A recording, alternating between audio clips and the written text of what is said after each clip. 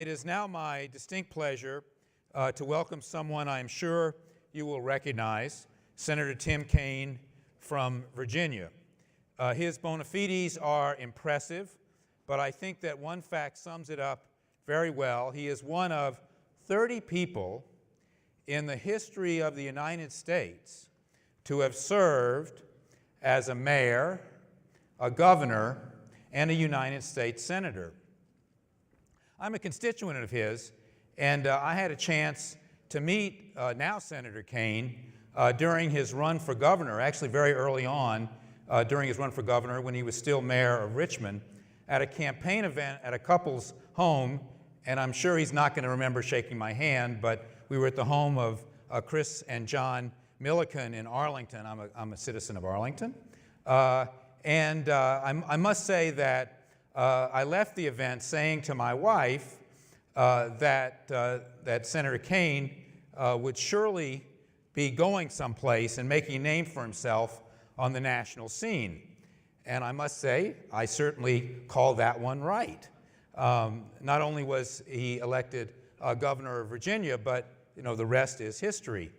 Like our previous speaker, Senator Kaine sits on the influential Health Committee with jurisdiction on many of the critical health issues that face the country. His work on the committee focuses on assuring access to care for Americans and protecting the public health.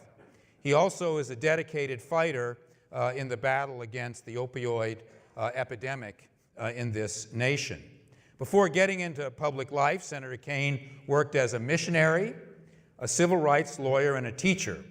And I'm sure if he brought it with him today, he also is a mean harmonica player.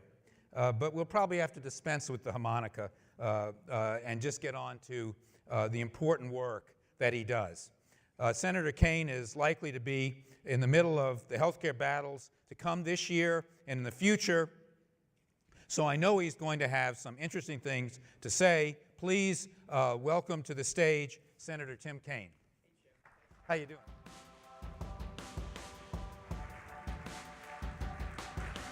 Hey, thank you and good afternoon. What a wonderful group, and I'm so happy to be here at the Federation and thank Chip for his kind words. He said that I would not remember shaking his hand, but as I passed him, I said, up on Ridge Road in Arlington, right? And he goes, that's right. It's good to be here with him and with so many friends, and I have one friend in particular who's here, Fred Griffey, who kind of arm twisted me when you asked for me to come and speak to you today, and I really am happy that he did. This is a very important group. Before I talk about healthcare issues and the work that I'm doing on committee, I just want to give you the full explanation of one of the things that Chip said about me. Once I was introduced at a gathering, and they said Tim Kaine is one of only 29 people in the history of the United States that's been a mayor, a governor, and a senator. And I found that hard to believe. This was somebody else had done the research and introduced me that way. So I came back to the Senate, and there's a wonderful Senate historian's office, and I said, I was introduced this way. Is that true? And the historian's office got back in about a week and said that is true. In all of history, only 29 have been mayor, governor, and senator. And I thought of there's so many governors who were in the Senate. How can that be true? And then I thought about my own life, and I realized being mayor will kill you. And it's the governor-senator thing. That's fairly common, but you never make people more angry than in local office.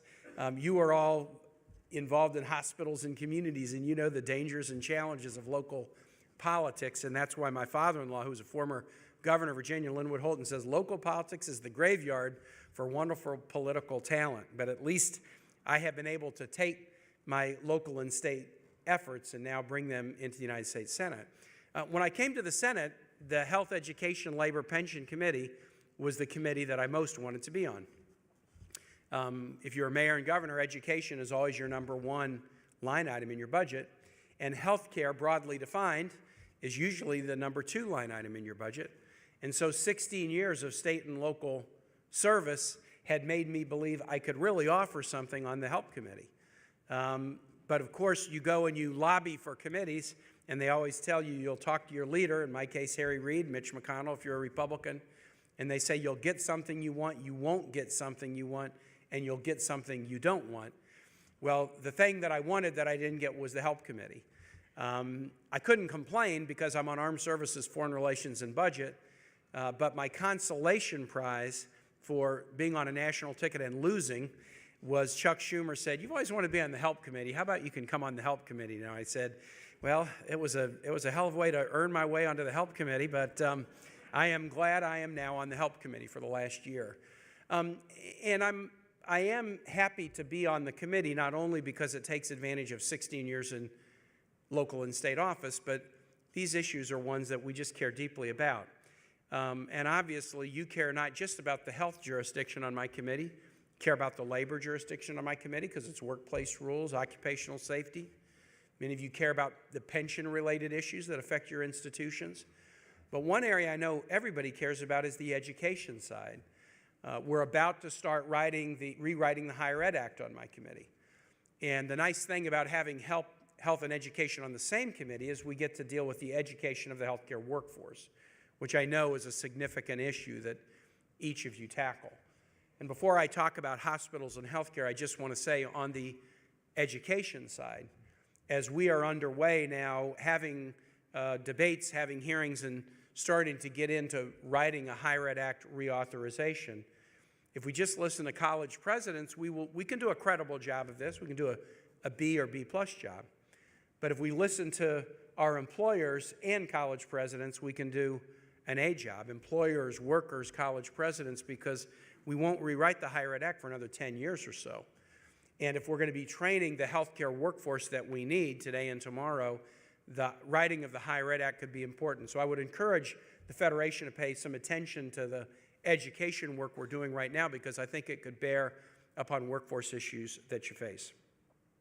It was a pleasure of mine as mayor and governor to work closely with the Virginia hospital community. In my city, we were grappling with the opening and closing of hospitals, and those are always difficult, challenging issues for localities.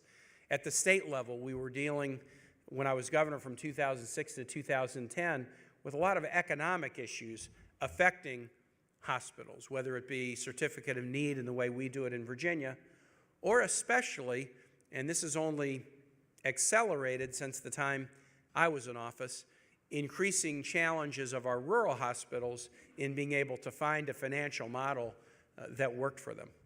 As many of you know, Virginia is one of the minority of states that has not done Medicaid expansion.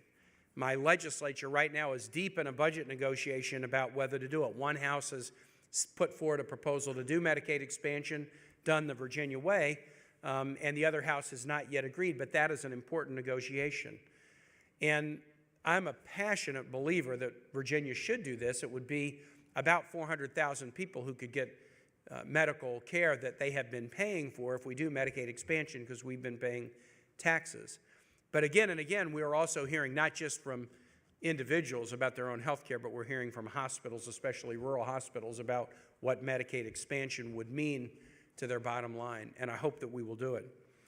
I worked very carefully when I was governor with somebody that many of you know very well, Marilyn Tavener, who was a nurse from Southside Virginia, who then became a nursing supervisor, and then interim hospital CEO, and then CEO, and then CEO of multiple hospitals, before I asked her to be my HHS secretary, and then ultimately the head of deputy, and then the head of CMS. And through Marilyn and my work together with Marilyn, first at the local level when I was mayor, and then as my cabinet secretary, I developed a deeper understanding for the work that you do, really for the challenges you face.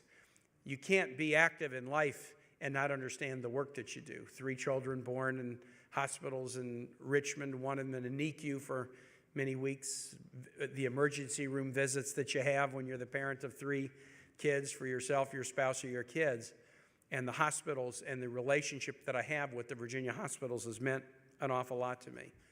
Let me talk to you about HELP, and I know you probably heard from Todd Young, who's a very, very dedicated member of our committee.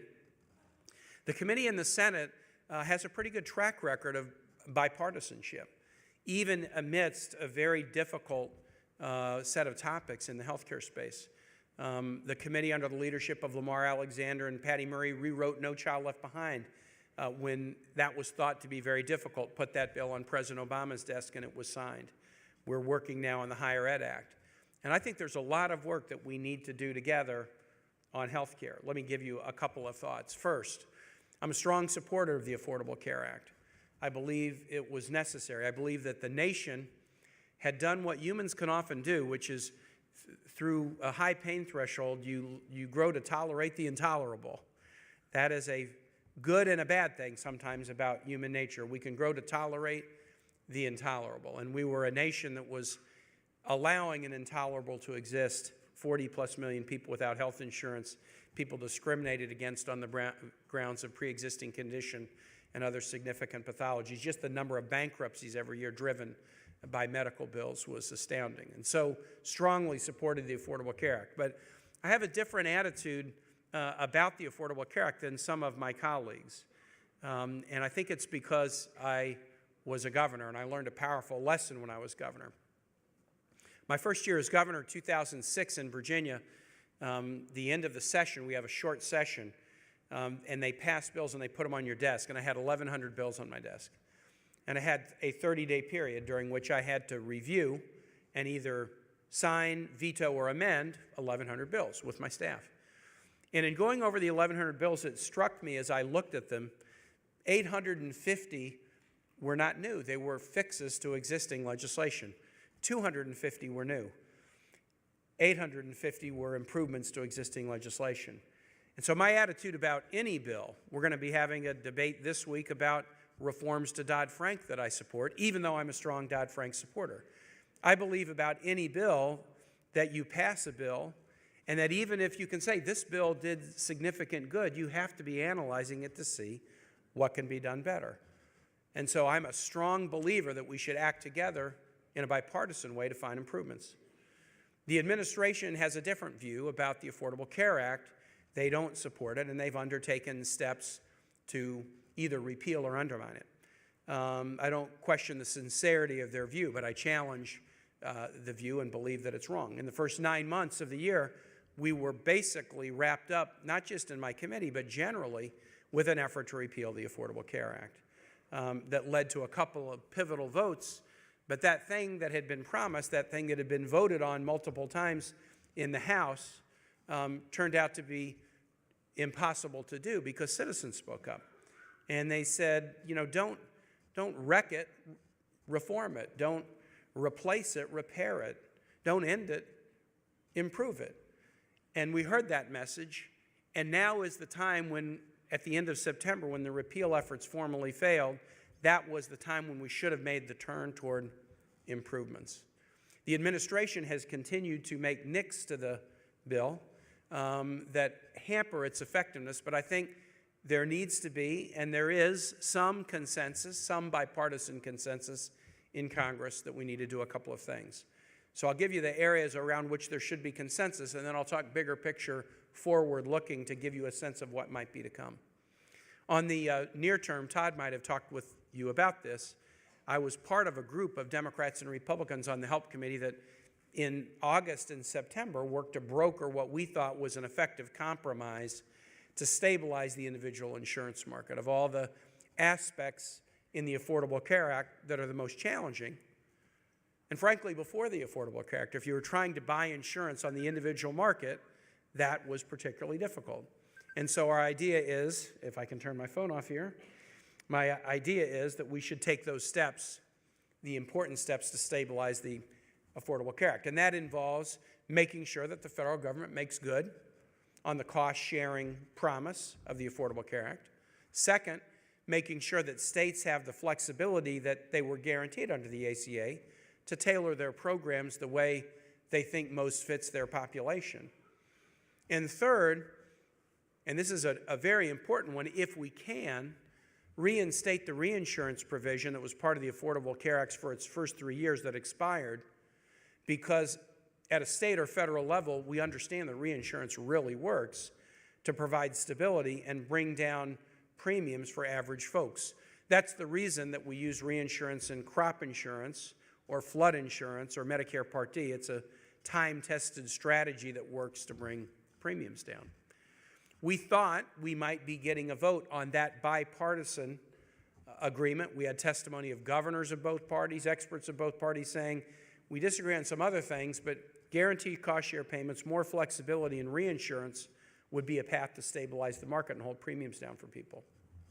We should have done that before now. We should have done it in the fall.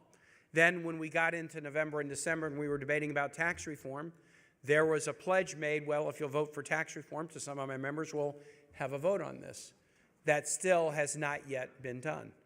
But at least probably two of these items, the CSR payments and flexibility, are very much in discussion as we are converting the budget deal to an omnibus going forward for the next 18 months, hopefully that we would reach by the end of March. And if we could put those two in, we would likely stabilize premiums to some degree. The reinsurance piece will likely not be added as a standalone federal reinsurance program, but it might be added in as an acceptable and an allowable use of federal funds for states that want to do their own reinsurance programs, which states like Maine, Alaska, and Minnesota have done or are in the process of doing. So that's sort of where we are right now as we're grappling with things we can do to stabilize the market. But let me tell you, I think what we need to do on the HELP Committee, but just Congress more generally, is quit the now 7-8 year debate about whether we repeal the Affordable Care Act and talk about what are next steps forward. And there's some big ideas on the table in the HELP Committee, big idea legislation, and I want us to be in a position, all of us, whether it's hospitals or the American Cancer Society or patients or doctors, insurance companies, medical device manufacturers, I want to be in a position where we're not afraid to talk about the big ideas, but we grapple with them in a deliberate way without an emergency deadline that is pointing right at us. That was one of the unfortunate things, frankly, about the debate about the repeal of the Affordable Care Act. We couldn't have a committee hearing about it. We couldn't have a committee hearing about the proposals to hear from hospitals or doctors or patients. We would be talking about them out on the road, but the normal committee process was essentially neutered in the discussion about the repeal of the Affordable Care Act. And I think it's time to bring back the kind of robust discussion that we have where we put all big ideas on the table and then try to find a path forward. Let me tell you 3 big ideas that are on the table right now and focus on one that I'm co-sponsoring. Obviously, one of the big ideas that was on the table was sort of getting a vote, and that was Graham-Cassidy, which is block granting. Is there a block grant strategy that would work? That's a big idea. That's not just making an adjustment or guaranteeing the CSR. That is a big idea. Now, as a governor or mayor, I love flexibility, but I have real concerns about what a block grant proposal would do. But I'm not afraid to have a vigorous discussion about that big idea in the context of the HELP Committee. The second big idea is the Bernie Sanders idea, not just Bernie, but others, the idea of a single-payer system in this country. I've got some concerns about it. Chief among my concerns is when more than 100 million Americans get health insurance through an employer-provided plan, and 80% of those are generally happy with their plan, I don't think they're going to feel good when we tell them we're going to do a single-payer system, but don't worry, you'll like it just as much. For some reason, I just don't think they're going to believe us when we say that. And rather than try to convince them of something that will be hard to convince them, I think that's a real significant challenge. But again, I'm not afraid of the notion of single payer being put on the table so we can all have a robust discussion with it. I introduced a bill with Michael Bennet, senator from Colorado, we call Medicare X. We analyzed what we thought not should be the next simple changes to stabilize the market, but what's the next big step that we might want to make. And Senator Bennet and I decided, let's try to take advantage of the existing system we have than turning it topsy-turvy. We analyzed a situation that exists through both of our states and all across the country where the number of insurance companies writing policies on the exchange are dwindling, especially in rural America. And so what our bill would do, it would direct CMS to develop an insurance policy that they would sell to working people and their families on the exchange if they choose to buy it. Because Medicare already has an existing distribution network and a fee schedule and a provider schedule, I'll come back to the fee schedule question in a sec because I think it's of significant interest to hospitals, but because they already have a distribution network, because they don't have to cover a profit margin, because they don't have to pay state and local taxes or fancy salaries or a big marketing budget because people understand Medicare, Medicare could devise a an insurance policy that would cover the Obamacare essential health benefits. And Medicare could sell that policy. We call it Medicare X for extra, or you'd buy it on the exchange. Medicare could sell that policy at a very competitive rate. Our idea when we introduced the bill was we would begin by rolling it out. Sometimes if you roll it out everywhere, you might find you have a glitch or something. We've had recent experience in that. We would begin by rolling it out in communities where there's only one insurance company or fewer writing policies on the exchange, go to the places that need more options. But eventually we would roll it out everywhere in the individual and the shop market over the course of the next few years. Now, this would be a proposal that would inject one new element into the existing system rather than turning it topsy-turvy. It would be a pretty powerful element. Medicare X could be devised and sold by the CMS. It wouldn't increase taxes by a penny, would increase the deficit by a penny, wouldn't touch the Medicare Trust Fund. Medicare would be required to cover via the premium collection the costs of the coverage for the individuals who sign up in Medicare X. But we think adding that additional element of choice would both give people additional options and bring costs down, which is what I most hear from my colleagues. So what I hope we will do is we will get out of the mode where it's just about ACA repeal, and then we will put on the table all the ideas, the block grant idea, the single payer idea, Medicare X, and I'm sure there are other ideas as well. And we'll take them up in a deliberate way where we're hearing from hospitals and doctors and patients and insurance companies and others, all the stakeholders, and it may be that different portions of some of the different views could be combined together to make something better. But I don't think we can just keep limping along playing defense and fighting off rearguard repeal actions and do justice to the healthcare needs of our country or the economic needs of our hospitals. Now, I know that Medicare is not just automatically like a super big winner as I'm talking to a group of hospital executives because of the concern about Medicare reimbursement rates, and I understand that. Just as I understand that it's also a hassle to have uncompensated care. And so any of these big ideas would have to be talked about in terms of, okay, well, there may be a bill that's introduced, and there may be a concept that has some appeal to it. But what would be necessary to take that concept and make it really work in the system that we have to maintain the healthcare safety net that we need? And I think we need to be willing to have that discussion. I thought I was done with public office after I was done being governor. I'd been in public office for 16 years, and frankly, being governor of Virginia will probably be the highest honor in my life, and that was a cool pinnacle experience, and I never thought I would be in the Senate. But then I had a surprise retirement of a wonderful senator, Jim Webb, in 2011, and I decided to run. But when I decided to run, I said, I don't want to get back into this to reopen this chapter and just do small things. I hope I get to cast hard votes. I hope I get to cast votes on big picture fiscal stability, big picture advances in healthcare and other areas.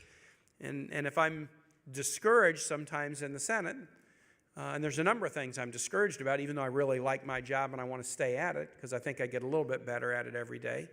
But one of the things I'm discouraged about is sometimes we don't earnestly try to tackle big issues and have the kind of slow, deliberate, careful discussion that we need to so that we can make decisions, even big decisions, in the best way we can. I appreciate the chance to come and just share those with you. I hope, and I have confidence in my leadership. Lamar Alexander and Patty Murray are two pretty different folks. But Patty Murray, an educator, Lamar Alexander, a former governor, Secretary of Education, university president, understands Medicaid, dealt with hospitals as governor, dealt with hospitals as the president of the University of Tennessee when they had physician practice groups in a med school. We've got the right leadership on the committee to tackle some of these issues in a civil, respectful way where we can make some decisions that we need to make for the good of the nation. So I'll conclude and just say again, we need you. It's important that we listen to each other and learn from each other, and anybody's ideas can be improved by constructive criticism and dialogue. Sometimes we operate more in serial monologues in Congress than we do in dialogue, but this is a time for dialogue and a time for the big ideas. And I appreciate the chance to come today and just offer these thoughts to you. And the last thing I'll say is I have a spectacular healthcare staffer, Kristen Malloy, whose father is a hospital executive in New Jersey, and Kristen grew up absorbing health care from that perspective and does a wonderful job in my office. So if there's anything we can do with you or any ideas you want to share as we tackle these, please reach out to Kristen, my chief of staff, Mike Henry, or me. Thanks very much for having me today. Thank you, Chip. Yeah, sure. And let's see if anybody, remember, if you go up to the microphone when I identify you, please say your name and where you're from, what company you're from. Before that, though, let me take an opportunity, since you brought it up, Senator. I agree, 3 big ideas. The first one, a lot of problems with block grants. Second one, even more problems with single payer. I guess with Medicare X, what we're concerned about is exactly what you said, which is the reimbursement rates and also what it would do to a market. We signed on to ACA because we thought it was the best route to universal coverage. And frankly, if it hadn't been for the Supreme Court and the Republicans, it would have been. But that doesn't mean it can't be fixed. And I guess I just worry because what just happened in the last continuing resolution? We had 2 reductions in Medicare. And that's an advantage that CMS has in some ways, even beyond all the advantages of not competing with private insurance companies, is it can be cut and its rates are lower. So I don't know, I guess I would urge you to think about, if we have a change in government, whether or not we could still try to fix what we have. I guess that would be my plea. Well, and very good question. The one thing, if you could, the Supreme Court decision on the mandate will become increasingly less important as we get to nearer and nearer to 50 states embracing Medicaid expansion. So it's been slow to build up, and Virginia is one of the 15 to 17 that haven't, but that one will become less of an issue. I do think the reinsurance program, if it could be reinstated, that could be another very significant fix. So in some ways, your point is, have we seen the Affordable Care Act work really the way that it can work? When you have a combination of the Supreme Court decision gutting the Medicaid expansion piece for so many Americans and the absence of reinsurance, we haven't really seen it work the way it could work. And I would love, if we could get into the reinsurance and make it a common national feature, like we do with flood insurance, crop insurance, Medicare Part D, I think then we could really see how the system would work and decide if we needed to take a big step forward. So that doesn't worry me at all. I have a bill with Senator Nelson to try to do reinsurance. The Medicare issue, if you increase the market power of Medicare, then the reimbursement rate issues surrounding Medicare, which are problematic not just for hospitals but all providers, then obviously become more important. So we would have to talk about, if we were to go that path, we'd have to talk about, is there a way to do that that provides some more protection or comfort level for hospitals? I understand that. Well, we look forward to working with you on it. Yeah, excellent. I think there's a question in the middle. Right in the center. Senator Kaine, Rebecca Ayre from Community Health Systems. Hey, Rebecca. Hi, how are you? Congress needs to act on the omnibus at the end of the month, and Democratic votes will be necessary. What key issues or sticking points would you like to see addressed? So I am very hopeful about action on the omnibus by month's end, because that budget deal was a deal that we found very positive. I think we were very happy with that deal. You know, like any deal, there are things I wish it was there, or other things I wish weren't there, but the Democratic senators and House members generally felt pretty positive with it. So what could get in the way? It's just eliminating the extras that's the problem. You want to avoid as many riders as you can. Obviously, the budget and the CR got wrapped up with the Dreamer and DACA discussion, and we are having that discussion right now. But I think we have to find a solution for DACA and Dreamers, because it's the right thing to do and because it connects to workforce and talent issues as well, just like the TPS discussion does. Immigration, we should consider immigration sort of as a subset of workforce development. I suspect that's the case in many of your institutions, and we need to find that path. But I think as long as the deal that we're working on sort of sticks to the parameters of the deal that was announced without too many sort of kind of sideway issue riders in them, I feel very, very good about where we'll get this month. Thank you. Great. Any other questions? Great. I think we have a couple more minutes before you have to leave. Just generally, between now and the end of the year, once you get through the omnibus that was discussed, I mean, do you think anything will happen, or are we just in a frozen situation? Yeah, I mean, this is a very unusual political time, and many of you have been at this for a while, coming here every year, got government relations folks chatting with you. But, normally as you get into the time before an election, yeah, the pace of getting things done slows down. We're going to have a very substantive debate about banking reform this week on the Senate floor. Could be one of the first real bipartisan bills to have passed for a while in the Senate. That's a meaningful substantive discussion. I hope we will have a meaningful substantive discussion about guns. The leadership in the Senate, this would start in the Senate, not in the House, but in the aftermath of the shooting at Parkland, the leadership in the Senate are debating whether we might get into a discussion about issues like background checks and other issues to follow, and I believe that we should. I mean, we're health professionals. This is a public health issue in some ways more than it's a criminal justice issue. I just feel such a sense of sadness having been a mayor of a city that had the second highest homicide rate in the United States. But I learned something. We brought the homicide rate down. If you take concrete steps, you could improve. The governor during the shooting at Virginia Tech, what a horrible tragedy, worst day of my life, but I learned something. We took concrete steps, including steps dealing with guns, and we made our campuses safer. If you take concrete steps, you will improve. But once that's plain, you can improve public safety if you take concrete steps. Then the burden's on our shoulders. Will we take them or not? What's more important? What's our children or campaign contributions? So I hope we will get into that discussion. That would obviously be a very difficult discussion to get to a 60-vote threshold in the Senate on, but I think we ought to try. After that, the next big issue that I think the White House would like us to tackle is infrastructure. But the infrastructure discussion sort of starts off with state, local, and private. You pay 80%, federal government will pay 20%, and oh, by the way, Congress, you figure out where that comes from. I'm not sure that's going to go that far. So this could be, look, if we do banking reform and do something meaningful on firearms, and then if we could find these stabilization items on ACA, I think that would be a very good thing that would enable us then to have the bigger discussion about health care without just feeling under the pressure of the sabotage efforts. Listen, thank you again for having me today, and good luck, and come talk to us in the office. Appreciate it. Chip, thanks. Thank you. This was great. I really appreciate it.